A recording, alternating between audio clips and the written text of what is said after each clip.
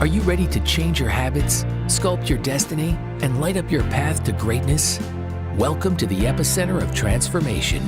This is Mick Unplugged. We'll help you identify your because, so you can create a routine that's not just productive, but powerful. You'll embrace the art of evolution, adapt strategies to stay ahead of the game, and take a step toward the extraordinary. So let's unleash your potential. Now, here's Mick. Ladies and gentlemen, welcome to another episode of Mick Unplugged, where we highlight your because, that reason that fills the true you. And today, we have a remarkable vocalist who's captivated audiences across many genres for over 30 years. From her early days in Memphis to her unforgettable performances on The Voice, she has continually inspired many with her powerful voice, her determination, and her resiliency. Please welcome the incredible, the captivating, my diva, Miss Wendy Moten. Wendy, how are you doing today? All right. How are you, Mick? I'm wonderful, Wendy. I'm so excited that you and I get to spend some time together. Yes, thank you. And what an amazing introduction. I want to get to know me more, too. What is she? I want to know her story. It is all true. And let's talk about Wendy's story, right? Because your journey in music spans 3 decades, even though you must have started when you were like 1 year old. Exactly. You're right. What has been the most significant moment in your career so far? The most significant moment would probably be the one I just had by choosing to go after something like The Voice at my age, at my stage of my career. And that was frightening, but I knew it was the only thing I had to play catch up, because I was a recording artist in the 90s. Then I became background singer to the stars all in the 2000s. So I spent 25 years trying to figure out a way to get back out front. So the only way to get back out front, when COVID shut everything down, that was my window because everybody was afraid. Nobody knew if we would ever be in a setting where we all could be together again. I said, since everybody's afraid in the music business, it's my chance to get out there. And if The Voice takes me, then that's the path I'm going to take. And then I'll know to continue that journey. Otherwise, if they had said no, I would have to come up with another solution. And I've heard you talk many times about how The Voice challenged you, right? And it gave you growth. And one of the things that I always tell people is you should be growing every day. I don't care how young you are, how old you are, how successful you are. We all have to grow or it goes away. What did you learn about Wendy on The Voice? Well, I knew that I was already swimming upstream. I'm a middle-aged Black woman from Memphis. So I'm dealing with gender, race, age. I have nothing to lose. I might as well just go for it. And once they said, yes, we want you on the show, of course, I had to have a conversation with myself. And it was like, leave your ego at home. And you're just going to pay attention to the challenge of the week. So I went on The Voice for 3 reasons. I wanted to see if I was still competitive, if it still mattered. I wanted to be an advocate for people over 50, 60, 70, 80 years old, and remind people that we have value and we have dreams and passion. And if you have the courage, pick it up and actually go after it. If you have the passion too, there's nobody to tell you no. And for the style of singing that I wanted to do, very classic singing.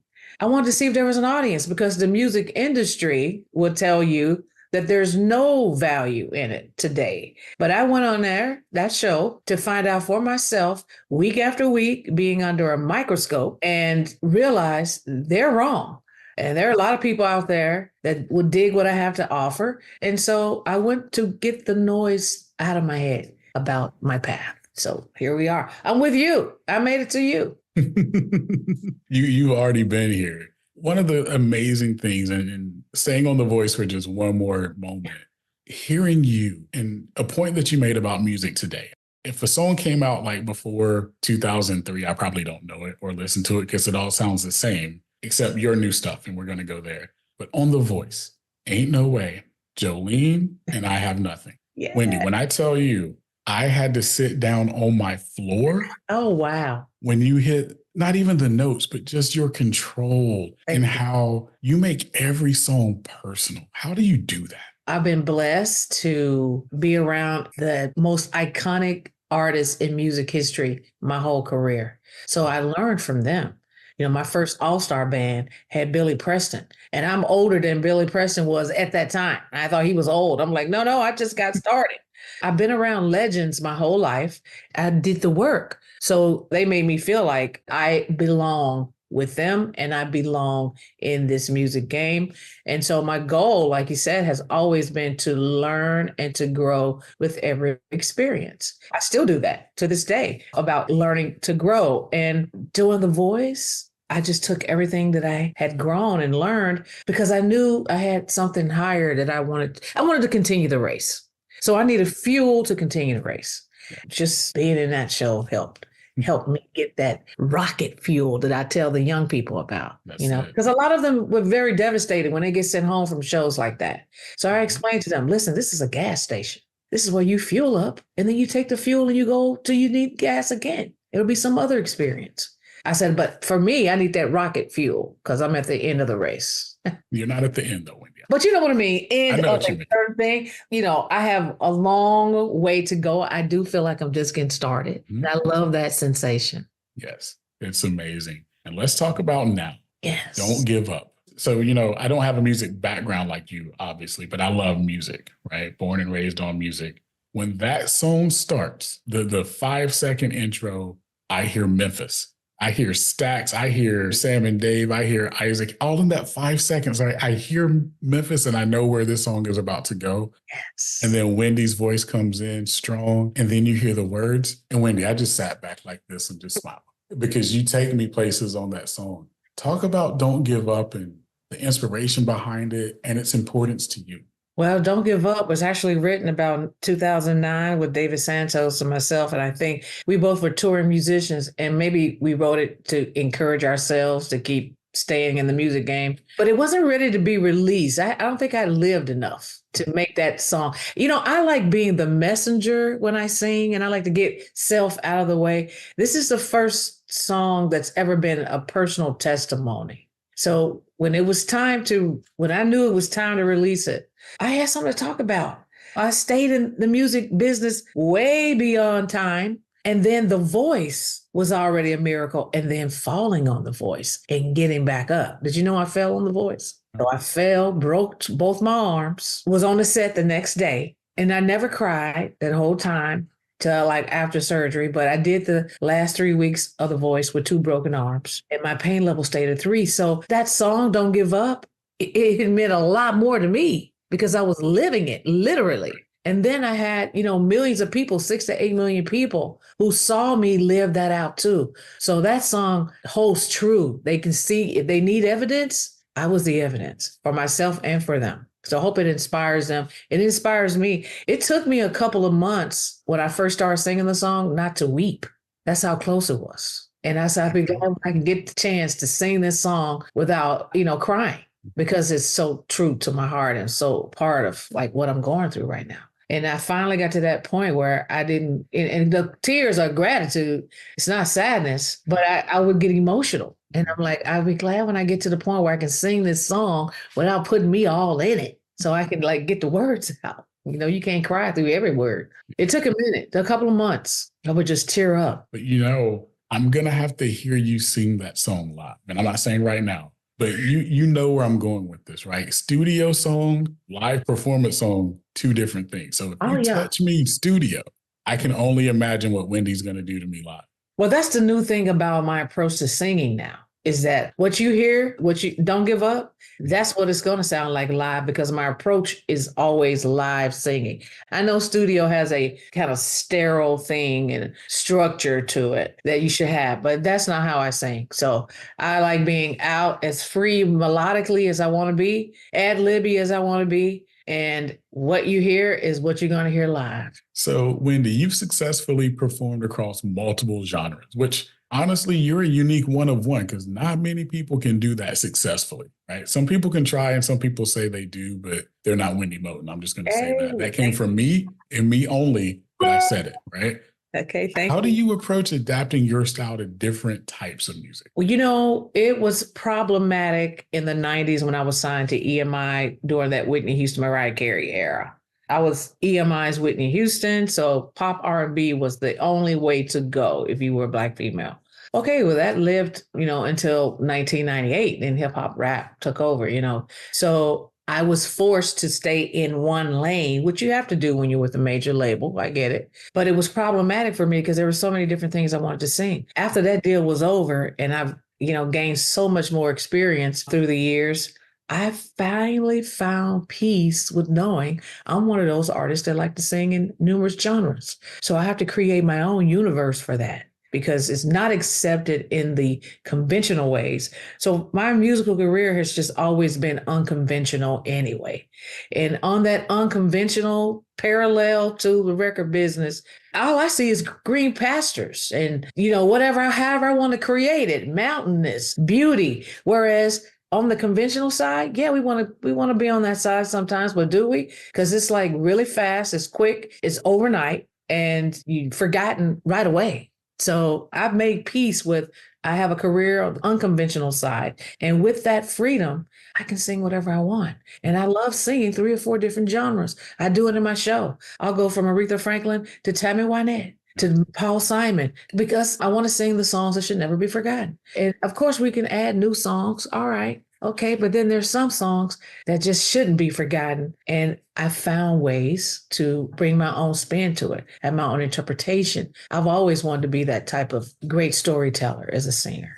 And that is just telling the story, getting out of the way, and making sure that the audience, well, not making sure, but just hoping that the audience goes along with you. I've always wanted to be that type of singer. And that's what our favorite artists do to us. We go listen to the same song over and over because it taps into something. And so I finally found how I do that. It's amazing. We hear a lot of stories about touring and being on the road. And for someone who's been in this business for close to 3 decades, right? When you started at 1 year old. Yes. Has touring affected you? Has touring changed? Like, what are some things that people, the average person like me, what do we not know about being on the road and what that means for you from a health standpoint, stamina standpoint, missing family, friends, craziness that you see on the road? Like, what is that like? Well, they consider someone like me a road dog because we stay on the road constantly. Mm-hmm. I would have to say people who are touring musicians are typically people who love being alone, because you're going to spend a lot of alone time together. And then you have this other family that you're living with, and they're a little bit like you too. They want to do great work. I've been blessed to be on great tours where it's like a well-oiled machine. So you get paid on time, you get top dollar, you got the best hotels, you get the best tour, situations. So there's like that tier that I've been on that you worked hard for. You did the work to reach that level. So with that, you require and expect a certain quality of life. And then you got the people who just starting out. You may be in your car. You may have to sleep in there. You may have to be in a van. I was making sure that was not going to be my journey. So I had to do things to make sure, make better choices, be prepared, mainly work ethic. My work ethic, nobody can talk about that. Personality, I'm a good person.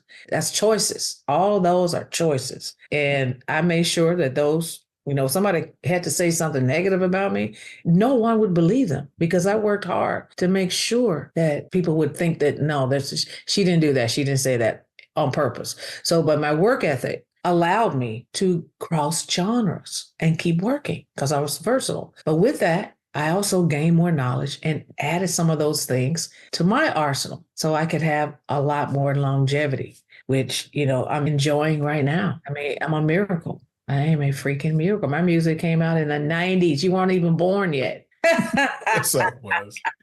Yes, I was. So, Wendy, what do you want people to know about you? Where can we follow you? What's the next 3 years of Wendy look like? Woo. Well, I have to tell you, please follow me, Wendy Moten, Moten, on all these social media formats. We have to do that. We need the numbers. We need that. I think we need the engagement. I try to, keep it kind of personal, personalized. My music, you're a music lover, please, not only just me, but just support independent music because we're out here by ourselves and the machines are humongous. The music machines that keep things going. It doesn't discourage us. But because of globalization, somebody like me, some independent, we have so much more freedom. So depending on how much time you want to invest in it, we can make something happen. They say all you need for artists, you just need 1,000 fans. I'm shooting for like 10,000 steady fans. I can have a long career till I'm like 95 years old. We'll just be old together, drinking a glass of wine and singing old classics from Aretha. I'm going to be right there with you. So for all the listeners and followers of Mick Unplugged, make sure you are following Wendy. Please. Right? We're making sure she exceeds 10,000 so we can sip on some wine with her. I'm not into wine. I'm over bourbon. Look, we can drink water. We can drink, bourbon.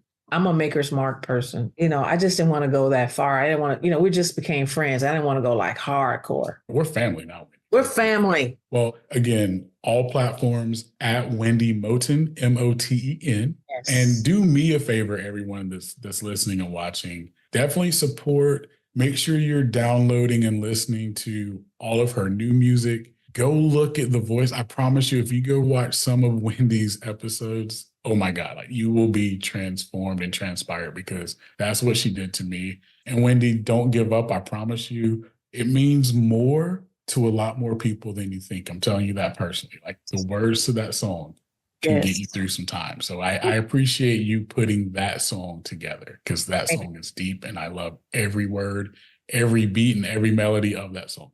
Thank you. Well, when you listen again, listen to the second verse one more time. And that's what I'm living through right now. It's deep. Okay. If anybody, it should encourage them too, I would hope. It's a true story. And so everyone that's listening or watching, I'm going to have a link to that song here, and we're all going to listen to the second verse together. We might have a second verse listening party. You can invite me. I'll be there. Okay. You better. Okay. I'm serious. All right. And for all the listeners to Mick Unplugged, remember, your because is your superpower. Go unleash it. Thanks for listening to Mick Unplugged. We hope this episode helps you take the next step toward the extraordinary and launches a revolution in your life. Don't forget to rate and review the podcast, and be sure to check us out on YouTube at Mick Unplugged. Remember, stay empowered, stay inspired, and stay unplugged.